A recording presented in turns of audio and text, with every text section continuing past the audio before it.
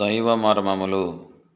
సహోదరు భక్త సింగ్ గారి అనుభవంలో దేవుడు తనకు బయలుపరిచిన మర్మములను అనుదినము పంచుకొనుట. డిసెంబర్ 4.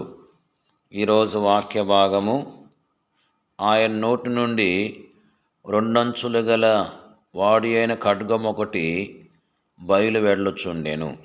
ప్రకటన గ్రంథము 1వ అధ్యాయము 16వ వచనం. ఆయన నోటి నుండి రెండంచులు గల వాడి అయిన ఖడ్గం ఒకటి బయలు వెళ్ళుచుండెను. హెబ్రీ 4:12 దేవుని వాక్యము రెండంచుల వాడి అయిన ఖడ్గమునకు పోల్చబడినది. దేవుని వాక్యము ద్వారానే మనము శత్రువును ఓడించగలము. దేవుని వాక్యమును ఆత్మ ఖడ్గమును ధరించవలనని ఎఫెసీ 6:17 వ్రాయబడినది. అపవాది యేసుక్రీస్తును శోధించినప్పుడు మన ప్రభువు దేవుని వాక్యము ద్వారానే వానిని ఓడించెను. మత్తయి సువార్త 4వ అధ్యాయము 4వ వచనము, 7వ వచనము, 10వ వచనం.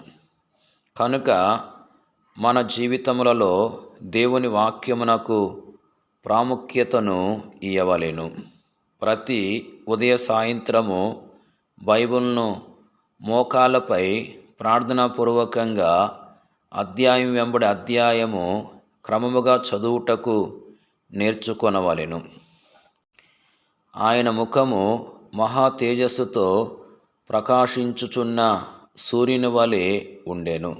ప్రకటన 1:16.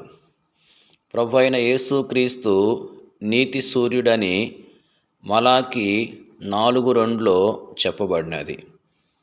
సూక్ష్మజీవులు సూర్యరశ్మి ద్వారా నశించును.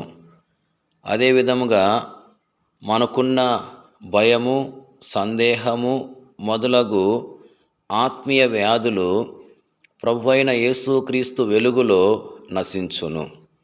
మనము ఎల్లప్పుడూ మన జీవితములను ప్రభువైన యేసుక్రీస్తు ఎదుట ఆయన వెలుగులో పరీక్షించుకొనవలెను.